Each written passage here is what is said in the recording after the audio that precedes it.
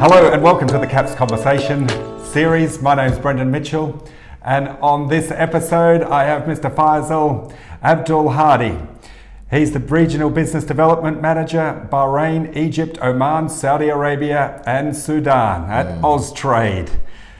Welcome, Faisal. Thank you for coming on the CAPS Conversation series. Thank you for the invitation, and I look forward to doing this together. Oh yeah, we're excited to learn from you. You've had a very interesting interesting life. But first, for those who are unaware, what is Austrade? Okay, so Austrade is an organization that is very similar to any organization around the world when it comes to promoting companies and enterprises, right? So Austrade belongs to the federal government. We promote Australian companies with Australian capabilities, and our main mission is to increase exports from Australia to the world. So we act as a commercial arm for all Australian international businesses who are looking to expand. And Austrade does that exceptionally well from my experience in numerous countries, and I know since I first met you that it's doing even better now that it has you there. And that's the truth, people.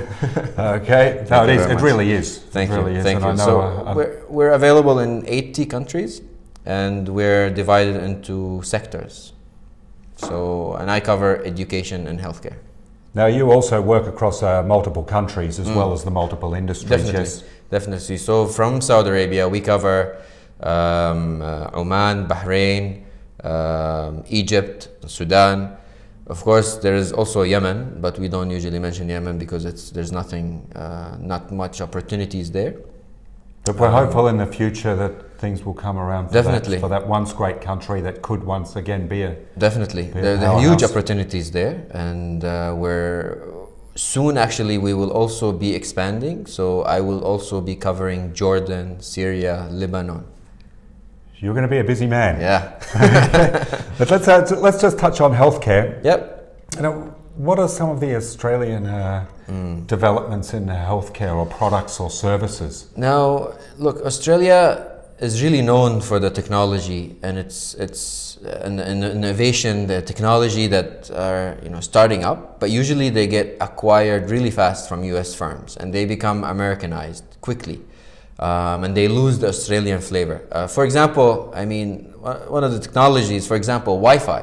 Wi-Fi was invented in Australia. For sure. Google Maps is invented in Australia, but people don't know about these, innovations. In terms of research commercialization, I think Australia could have done better on a number of those products, but I'm sure that they will do better with moving forward with universities. Definitely. Now, we'll touch on ACARA as well. What's ACARA? The Education Curriculum ACARA Development Authority. Yeah, authority. So they're basically responsible for the curriculum in Australia. And I think they do a fantastic job. And the framework, the Australian curriculum framework is second to none. Yes. Absolutely fantastic. Yes. And hopefully we'll have someone that will participate in this series from ACARA, and I think you know who that person is. Wow.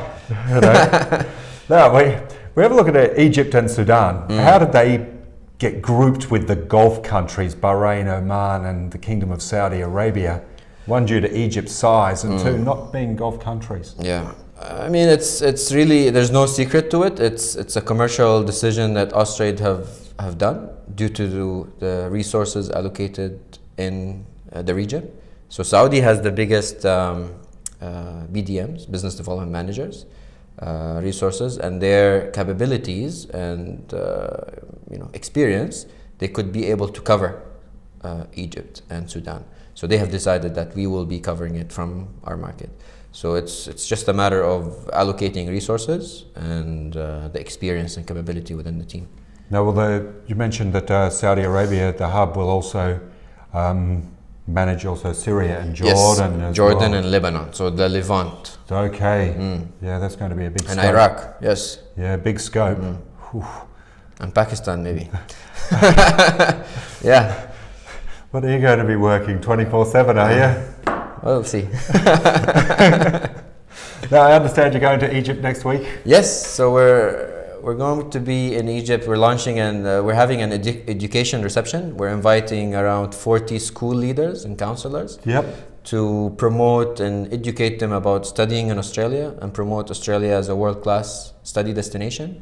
5 years ago, I think there has been, due to the Arab Spring and due to the situation that happened in Egypt, Australia has been behind when it comes to promoting education in Egypt due to, the political situation, the currency fluctuation, the quality of students studying, etc. So now we're trying to open that market up, and we're trying to, as a government, to start, to build that relationship with the school leaders and with the education agents to bring them the resources, the insights, the statistics, and try to increase that number of students studying in Australia.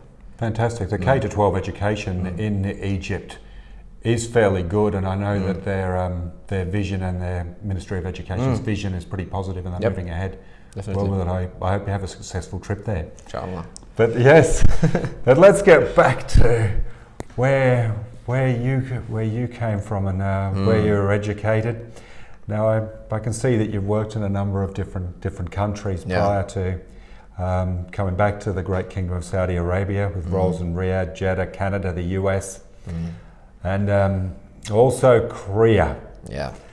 Now, what were your roles in the US and Korea? This is interesting. Yeah, it's really interesting. I think this phase of my life have opened a lot of doors for me. The reason I was in Korea is because it was part of my master's program in international business. Ah, okay. So I was at Sangjeong-won University studying the Asian business context. In Seoul? In Seoul. And I was living in Dongnaemun station. Okay. Anyways, so LG have approached Sangjeong-won University and asked them for students to nominate to work as a consultant for them while they're studying. It's part of the thesis. Okay. Yes. Basically, just to give you a brief about Korea, you see, there are 4 companies managing 50% of Korea's GDP. You have Kia, Hyundai, LG, and Samsung.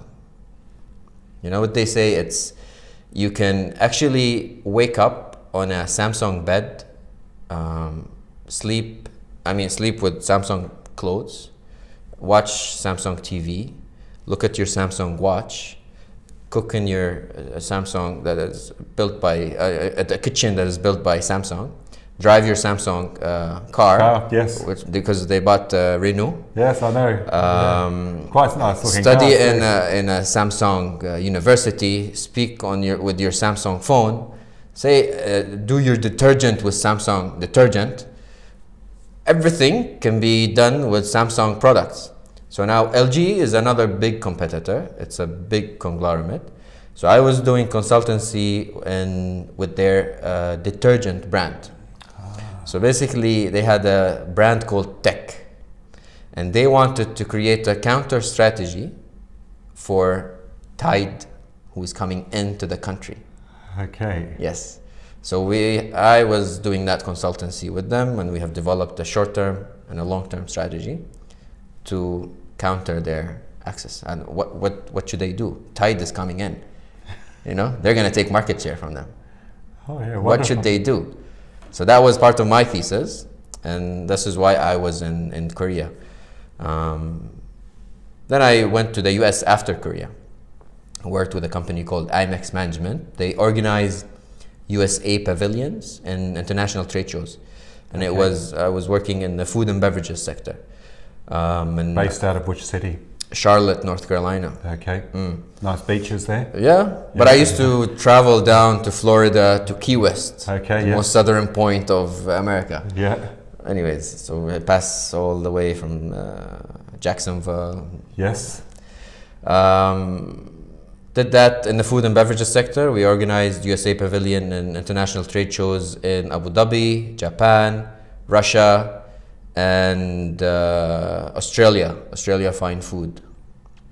That was a great experience. The owner is of this company is French, and given the fact that part of my master's program I had to be in France also. Yeah, I saw that. And Yeah. what part of the master's was that? Was that coursework or thesis? No, that was part of the work, so part of the master's, not thesis. So the program is organized in a way that everyone, so there are 3 different universities Yes. in this program.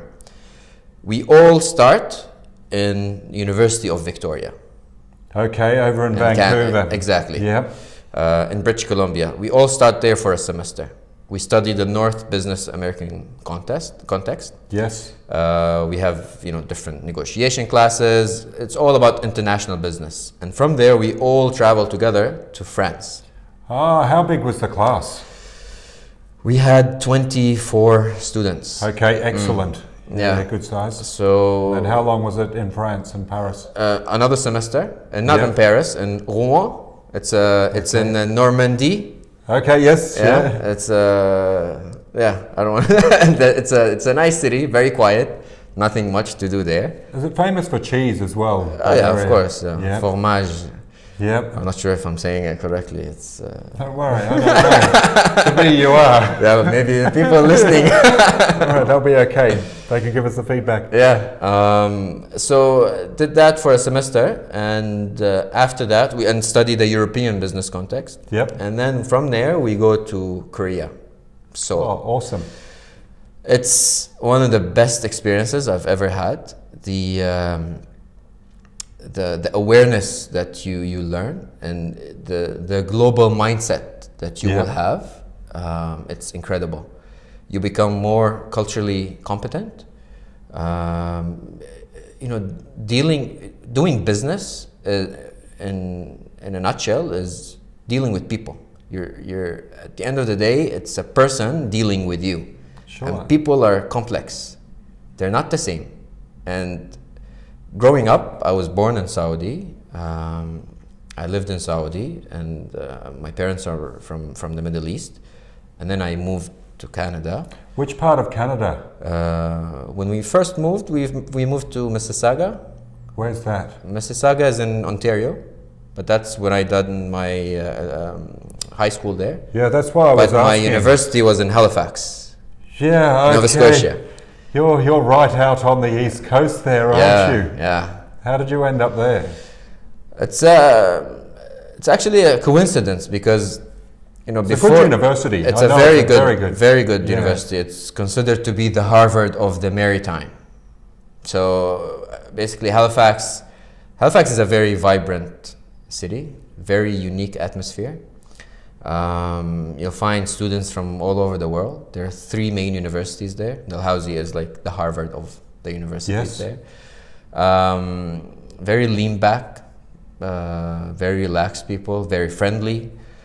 The way I ended up in Dalhousie is before going to university, I was studying dentistry in Jordan for a year. And then when I went to Canada, my 2 older brothers, they were continuing their education. So they finished college and they were looking for a university. So they applied to Dalhousie.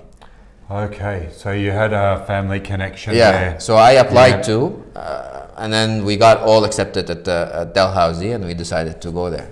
Oh, wonderful. Yeah. And did you all live together there? We all lived together there. Yep. Okay, 4 years? 4 years. Yep. Yeah. And then after that it was back to Saudi Arabia? No, after that was the master's.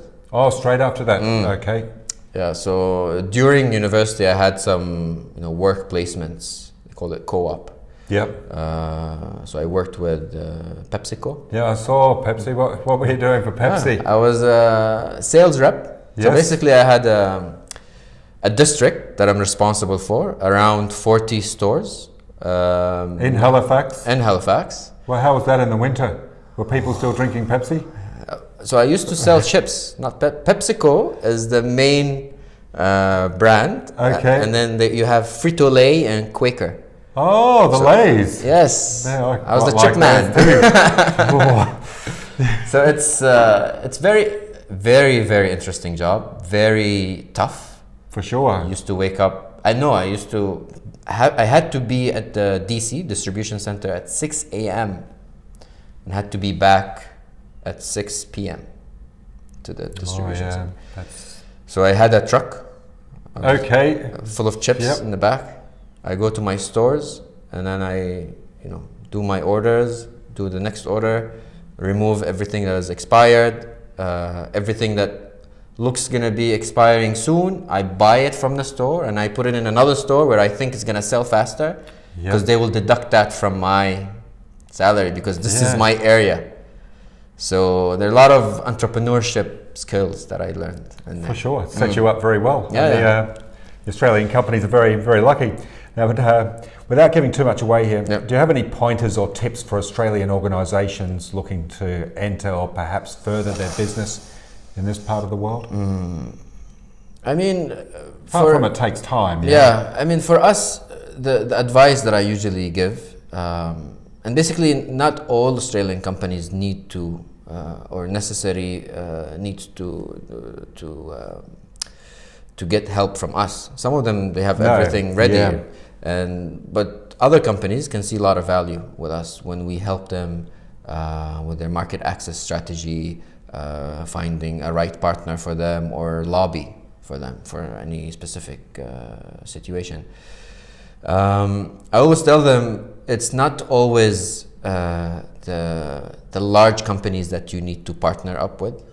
Correct. Because you don't want to end up as a book in a library, right? So there are lots of big companies who are really good, but they are not necessarily the right partner for you.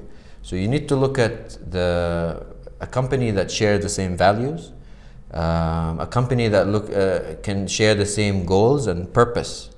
I mean, why are you coming to Saudi? Is it for a one-time transaction and go? Or is it because you want to expand and you want to hire Saudis, etc., etc.? So this is very important. And for me, I evaluate the Australian company and I guide them through which kind of partner, the criteria of a partner that they need to find out. And giving the circumstances in Saudi where a lot of companies sometimes claim things that is not necessarily true. So we help them maneuver through these type of claims where we know that this company doesn't necessarily, let's say, distribute in Dammam, and they say we have a distribution in Dammam, for example, on their website. Yeah, but a lot of Saudi companies also have agents that are able to do that for them. Exactly. So some of those things, it's just it's a finding out type situation. Yeah, and you'll find this in every country. I mean, if someone wants to do business in China or if wants to do business in Japan, there are companies who claim they do things, but they really don't. And this is also my role to guide them and try to maneuver through those obstacles. For sure. Yeah. There's lots of opportunities for Australian companies in this part of the world, not just Saudi Arabia, Bahrain, Egypt, Oman, Sudan, and also, as Faisal mentioned, Jordan, Syria, and Lebanon. Of course, Lebanon could provide quite good opportunities. So any organisations who are looking or considering developing business and relationships in these areas, I would recommend contacting Faisal. He's extremely proactive, great interpersonal skills, and exceptional experience, and a really good person. Thanks for coming on. Thank you very much, I really Brendan. appreciate it, Thank Faisal. you very much. Thank you. I hope you enjoyed it. Thank you. Just one more word about the market here in the region. There are massive opportunities, and the changes that is happening through the Vision 2030, through the transformation plan. There are significant changes, positive changes, where Australia can capture these opportunities. But they need to have commitment, they need to have the discipline, and they need to have the consistency. These three things you need to have them in a company for them to come in and do business in Saudi or in the region as a whole. For sure, and there are good opportunities. Australia is well positioned for it. I do believe that. For sure. As you know, I know a little bit about it in there, so I'd highly recommend it. Once again, thank you. Thank you very much. Okay. Thank you very much. Look forward to seeing you soon. Thanks. Thank you. Thank you.